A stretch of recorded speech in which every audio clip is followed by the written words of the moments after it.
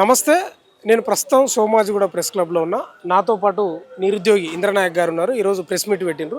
ఇది సబ్జెక్ట్ ఏం తీసుకున్నారు, దేని గురించి? ఏజ్ రిలాక్సేషన్ అన్న. ఏజ్ రిలాక్సేషన్ గత ప్రభుత్వం ఏదైతే ఉందో బీఆర్ఎస్ ప్రభుత్వము ఆ 2014లో 10 years ఇచ్చింది. అంటే నోటిఫికేషన్లో గత ప్రభుత్వం అంటే ఏపీలో అన్యాయం జరిగిందని చెప్పేసి గత 34 నుంచి 44 చేసింది. ఆ తర్వాత బీఆర్ఎస్ ప్రభుత్వం. అయితే ఈ ప్రభుత్వం వచ్చిన తర్వాత ఆ గడువు ముగిసిపోయింది. మొన్న 2026 ఫిబ్రవరి అయితే ముగిసిపోయింది. ఇప్పుడు దాకా ఫిబ్రవరిలో అయిపోయిన జీవోను ఇప్పుడు దాకా రెనోవేట్ చేయకుండా అదే విధంగా ఒక నోటిఫికేషన్ ఇచ్చారు. మొన్న పొల్యూషన్ కంట్రోల్ రెన్యువల్ చేయలేదు. ఇలా రెన్యువల్ చేయాలని చెప్పేసి మేము ఇలా ముఖ్యంగా ఈ మీడియా సమావేశం పెట్టుకున్నాం. అదే విధంగా ఒక్క నోటిఫికేషన్ లేదు. ఇవాళ ప్రభుత్వం వచ్చి దాదాపు 2 సంవత్సరాలు దాటిపోయింది. ఇది 3వ సంవత్సరం. ఇలా నిరుద్యోగ చేసి నేతలు అనుకునే వాళ్ళందరికీ కూడా రాజకీయ కురవృద్ధులకు కూడా ఇలా పదవులు వచ్చినాయి కాంగ్రెస్ పార్టీలో. మా చుట్టూ తిరిగిన నాయకులందరూ కూడా ఇలా కోదండరామ్ సార్కి ఎమ్మెల్సీ పదవి వచ్చింది. అదేవిధంగా బల్మూరి వెంకట విప్ వచ్చింది. రియాజ్కి చైర్మన్ పదవి వచ్చింది. అదేవిధంగా ఆకుల మురళికి ఇంకో పదవి వచ్చింది. అందరికీ ఇలా నిరుద్యోగులను వాడుకొని ఇలా అధికారంలో వచ్చిన ప్రభుత్వం కాంగ్రెస్ ప్రభుత్వం. ఈ కాంగ్రెస్ నాయకులు మేము ఒకటే అడుగుతున్నాం, మీరు ఆ రోజు ఎన్నికల మేనిఫెస్టోలో పెట్టిన హామీలు ఎక్కడ పోయినాయి? 2 లక్షల ఉద్యోగాలు అన్నారు మొదటి ఏడాదిలో, జాబ్ క్యాలెండర్ అన్నారు, మెగా డిఎస్సీ అన్నారు, నీరోజు వృత్తి అన్నారు. అది ఏది ఇవ్వకుండా ఇలా నిరుద్యోగులను వాడుకొని న్యాయవంచన చేసిన ప్రభుత్వం ఈ కాంగ్రెస్ ప్రభుత్వం. మేము ఒకే ఒక డిమాండ్ చేస్తున్నాం ఈ వేదిక నుంచి, మీరు ఇవ్వవలసిన ఉద్యోగాలు ఇస్తారా ఇయ్యారా? ఒక మాట చెప్పండి. మాకు శాత కాదంటే చెప్తే మేము ప్రైవేట్ సెక్టార్లో ఇక వేరే సెక్టార్లో ఈ జాబులు చూసుకుంటాం. కానీ ఇస్తానని చెప్పి మోసం చేసే ప్రయత్నం మాత్రం చేయొద్దని ఈ మీడియా ముఖంగా మీకు చెప్తున్నాను. మీరు ఇప్పటిదాకా చెప్పారు, రియాజ్కు బల్మూరి వెంకట ఎవరెవరో పేర్లు చెప్పారు. వాళ్ళకు ఉద్యోగాలు వచ్చినాయని మీరు చెప్తున్నారు కదా. వాళ్ళు కాంగ్రెస్ నాయకులు లేదా కాంగ్రెస్ ప్రభుత్వం ఏం చెప్తుందంటే వాళ్ళకు వచ్చినాయి, చాలా మంది నిరుద్యోగులు కూడా ఉద్యోగాలు వచ్చినాయి మేము వచ్చిన తర్వాత అని వాళ్ళు చెప్తున్నారు. ఇప్పుడు అదే మీరు అంటున్నారు కదా, రియాజో బల్మూరి వెంకటో కోదండరామ్ సరుగు పత్రాలు ఆధారాలు ఉంటే డాటా ఉంటది కదా. మీరు ఏ ప్రభుత్వంలో ఏ కాలంలో నోటిఫికేషన్ వచ్చింది? 2022లో వచ్చిందా, 23లో వచ్చిందా? మేమంటే చదువుకున్నాం, మరి మీరు చదువుకోలేదా? 2023లో వచ్చిన నోటిఫికేషన్లను ఇలా నియమపత్రాలు ఇచ్చి మేము ఇచ్చామని చెప్పి ఇలా మోసం చేస్తున్నారు. ఇది కరెక్టా అని అంటున్నా. 2023లో ఇచ్చిన నోటిఫికేషన్, బీఆర్ఎస్ ప్రభుత్వం ఇచ్చిన నోటిఫికేషన్లు, 70 ఇచ్చిన నోటిఫికేషన్లు, ఇలా మంది పుట్టిన పిల్లలు మా పిల్లలని చెప్పి ఇలా ముద్దు పెట్టే కార్యక్రమాలు, ఇలా బాసాలు చేసే కార్యక్రమాలు, ఇలా నియామక పత్రాలు ఇచ్చే కార్యక్రమాలు చేస్తున్న ప్రభుత్వం ఈ కాంగ్రెస్ ప్రభుత్వం. రేవంత్ రెడ్డి గారు ఆ రోజు ఇదే ప్రెస్ క్లబ్ వేదికగా నేను వచ్చి 2023 డిసెంబర్ నా కోసం పోరాడండి, నాకు గనక ముఖ్యమంత్రి ఇప్పిస్తే మీకు నేను 2 లక్షల ఉద్యోగాలు ఇస్తానని చెప్పేసి ఇదే వేదిక వద్ద ఇక్కడే మాతోటి మాట్లాడి మీటింగ్ పెట్టి ఇలా వెళ్ళిన వ్యక్తి ఇలా ముఖ్యమంత్రి గారు కనీసం మా గురించి ఒక్క సభలో కూడా మాట్లాడతారు. అధికారంలో వచ్చిన మొదటి నాళ్లలో ఎక్కడ పడితే అక్కడ ఈ నిరుద్యోగులు లేకపోతే మేము లేవు, నిరుద్యోగుల సహకారంతోనే మేము అధికారం వచ్చామని చెప్పి ప్రతి సభలో ప్రతి వేదికలో మాట్లాడిన రేవంత్ రెడ్డి గారు ఇలా మా కోసం ఒక్కరు కూడా మాట్లాడతారు. ఇలా ఈ మంత్రులు ఉన్నారా? మరి ఇలా మంత్రులు ఎమ్మెల్సీలు ఉన్నారా? చచ్చిపోయారా అని అర్థం కాదు. ఎందుకంటే 2 సంవత్సరాలు దాటిపోయింది, మాకు రావాల్సిన ఉద్యోగాలు ఇవ్వకుండా ఇలా కాలాన్ని ఇలా పొడిగించే ప్రయత్నం చేస్తున్నారు. కానీ నోటిఫికేషన్ ఇవ్వకుండా ఇలా మా టైంని, మా సమయాన్ని, మా ధనాన్ని వృధా చేసే ప్రయత్నం చేస్తున్నారు వీళ్ళు. మీరు ఉద్యోగాలు ఇవ్వలేదు అనేది మీ నినాదం. వాళ్ళ నినాదం ఏంటంటే భారతదేశంలో ఏ రాష్ట్రం ఇవ్వలేదు, మేమే ఇచ్చినామని వాళ్ళు చెప్తా ఉన్నారు. ప్రపంచంలో మేము భారతదేశం అంటున్నారు కొంతమంది, భారతదేశం కొంతమంది అయితే ప్రపంచంలో అంటున్నారు. టీపీసీసీ అధ్యక్షులు గారు మహేష్ కుమార్ గారు అంటున్నారు, ప్రపంచంలో ఎవరు ఇవ్వని విధంగా మేము మొదటి సంవత్సరంలో ఎక్కడ అనలేదని చెప్పేసి ఇలా అబద్ధాలు చెప్పే ప్రయత్నం చేస్తున్నారు. అశోక్ కుమార్ గారికి ఒకే మాట చెప్తున్నాను, అంటే మహేష్ కుమార్ గారికి ఒకే మాట చెప్తున్నాను. ఆ రోజు మీరు డక్కన్ క్రానికలో, హిందూనో లేకపోతే సాక్షినో ఈనాడు పేపర్ చదవండి. మీ అధికారం రాకముందు 1 నెల రోజుల ముందు పేపర్ చదువుకోండి. మీరు స్పష్టంగా అక్కడ ఈనాడు పేపర్లో, సాక్షి పేపర్లో, హిందూ పేపర్లో మొదటి ఏడాదిలోనే 2 లక్షల ఉద్యోగాల భర్తీ అని చెప్పి మీరు క్యాన్వాసింగ్ చేసి ఇలా అధికారంలో వచ్చారు.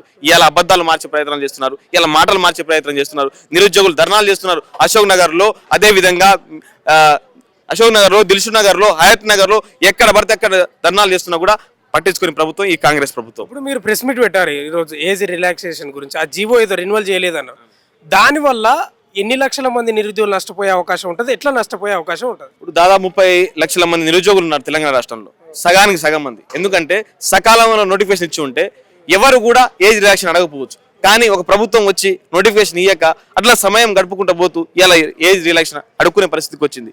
ఒకవేళ మీరు సకాలంలో నోటిఫికేషన్లో జాబ్ క్యాలెండర్ ఇచ్చుంటే ఆ ఏజ్ రిలాక్సేషన్ కోసం మేము అడగాల్సిన అవసరం లేదు. కానీ ఇలా మీ ప్రభుత్వం వచ్చి 2 సంవత్సరాలు అయిపోయినా కూడా ఒక్క నోటిఫికేషన్ లేకపోతే ఏజ్ రిలాక్సేషన్ దానికోసం అడుగుతున్నాం. కానీ ఇలా నోటిఫికేషన్ సకాలంలో ఉంటే ఇలా మీ ప్రభుత్వ వైఫల్యాన్ని మా మీద పెట్టడం కరెక్ట్ కాదు. మీ ప్రభుత్వం ఏదైనా నిజంగా చిత్తశుద్ధ ఎగ్జామ్లు పెట్టుంటే ఆ ఏజ్ రిలాక్సేషన్ కూడా మేము అడగపోయేట వాళ్ళం. ఈ జీవో ఉంది కదా, జియో 30 ఉంది కదా, ఈ రెన్యువల్ చేస్తే ఎన్ని ఏళ్ళ వరకు చేయాలి?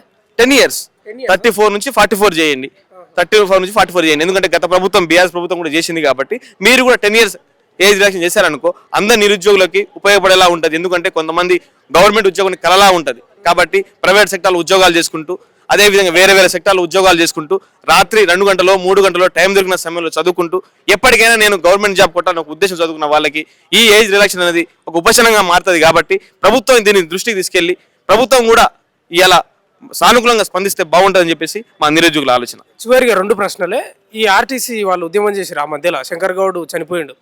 మాది ప్రజాప్రభుత్వం కాబట్టి చర్చలు చేసినా సఫలమైనవి. 32 డిమాండ్లు 100% చేయబోతున్నాం, పీఆర్సీ కూడా పెంచబోతున్నాం అని చెప్తా ఉంది. అదేవిధంగా ఉద్యోగులకు కూడా చేసినాం, ఇది ప్రజాప్రభుత్వం అని చెప్తా ఉన్నారు. మరి వాళ్ళు ప్రజాప్రభుత్వంలో రవాణా అశోక్ కుమార్ ఎవరు చనిపోయారు కదా, ఆ శంకర్ గౌడ్ చనిపోయారు కదా, అది ముందు చేయాల్సిన పని. ప్రజాప్రభుత్వం అంటారు కాబట్టి చర్చలు అంటారు కాబట్టి ప్రజాప్రభుత్వంలో శంకర్ గౌడ్ చనిపోయే ముందు అది చేయాల్సిన పనిని ఆయన చనిపోయిన తర్వాత ఇలా మేము చర్చలో పిలిపించినాం, ఇలా ఆర్టీసీని విలీనం చేసినాం. పోయిన ప్రాణం తిరిగి వస్తుందా? ఇలా కాంగ్రెస్ ప్రభుత్వం వచ్చిన తర్వాత 18 మంది నిరుద్యోగులు చనిపోయారు. మరి వాళ్ళు పోయిన ప్రాణం తిరిగి వస్తాయా? ఇది ప్రజాప్రభుత్వం కాదు, ఇది ప్రజా కంటక పాలన. ఈ ప్రజల్ని ఎట్లా అణిచివేయాలి, ప్రజల నుంచి ధనాన్ని ఎట్లా గుంజుకోవాలి, ఒక రాక్షస పాలన నడుస్తుంది తెలంగాణలో. కానీ ఇది ప్రజాప్రభుత్వం అయితే కాదు, ప్రజాపాలన అసలు కాదు. చివరి ప్రశ్న భయంకరమైన ప్రశ్న వస్తుంది మీకు. మీరు రేపు ఎలక్షన్లో ఎవరికి సపోర్ట్ చేసి మీరు భవిష్యత్తులో రాజకీయ నాయకులుగా మారబోతున్నారు అనేది కాంగ్రెస్ అధికార ప్రతినిధులు మాట్లాడుతున్నారు. మీరు అశోక్ సార్కు సపోర్ట్ చేస్తారు భవిష్యత్తులో ఏ అంశంలో అయినా, అది రాజకీయంగా. అందుకోసం ఈ ప్రెస్ మీట్లు వీళ్ళ హడావిడని వాళ్ళు చెప్తా ఉన్నారు. ఏం చెప్తారు? ఇప్పుడు గతంలో కాంగ్రెస్ పార్టీ కోసం తిరిగినాం, బస్ యాత్రలు చేసినాం, కాళ్ళకు బలపాటుకొని గ్రామాలలో, గూడాలలో, తండాలలో ఆ రోజు రేవంత్ రెడ్డి గారిని అధికారంలో తెప్పాలని రావాలని చెప్పేసి మేమందరం కూడా తిరిగిన వాళ్ళం. అశోక్ సార్ అయినా, నేనైనా, మా మిత్రులైనా అందరూ కూడా కాంగ్రెస్ పార్టీ వస్తే ఉద్యోగాలు వస్తే నమ్మినాం. మరి ఆ రోజు అనలేదే మీరు? అదే ప్రజాప్రతినిధి ఎవరైతే అంటారు కాంగ్రెస్ కార్యకర్తలు అంటారో, మరి ఆ రోజు మా పార్టీకి ఎందుకు చేస్తారు? మీరు నిరుద్యోగులుగా చదువుకోవచ్చు అని చెప్పొచ్చు కదా. మరి ఆ రోజు ఎందుకు ఆ మాటలు మాట్లాడలేదు? ఇవాళ అశోక్ సార్ ఎమ్మటో లేదు వేరే సార్ ఎమ్మటో తిరుగుతుంటే మీరు ఏదో పదవి కోసం ఎమ్మెల్సీ పోటీ చేసినాం. మేము ఎక్కడ చేసినామా? అశోక్ సార్ నిలబడితే కూడా నేను ఎమ్మెల్సీ తీర్మానాలకు సపోర్ట్ చేసిన. అడగండి వాళ్ళని కూడా. ఆ రోజు కాంగ్రెస్ పార్టీ కోసం అశోక్ సార్ ఉచ్చులో ఉన్నారు. అశోక్ సారు ఎమ్మెల్సీ నిలబడ్డా కూడా నేను తీర్మానాలకు సపోర్ట్ చేసిన. ఎందుకంటే కాంగ్రెస్ ప్రభుత్వం వస్తేనే ఉద్యోగాలు వస్తాయని చెప్పి. మరి ఆ రోజు అశోక్ సార్ నేను సపోర్ట్ చేయలేదే, ఆ రోజు అశోక్ సార్ నేను తిరగలేదే. ఆ రోజు రేవంత్ రెడ్డి ముఖ్యమంత్రి అవ్వాలి, రేవంత్ రెడ్డి వస్తేనే ఉద్యోగాలు వస్తాయని చెప్పి నమ్మినాం.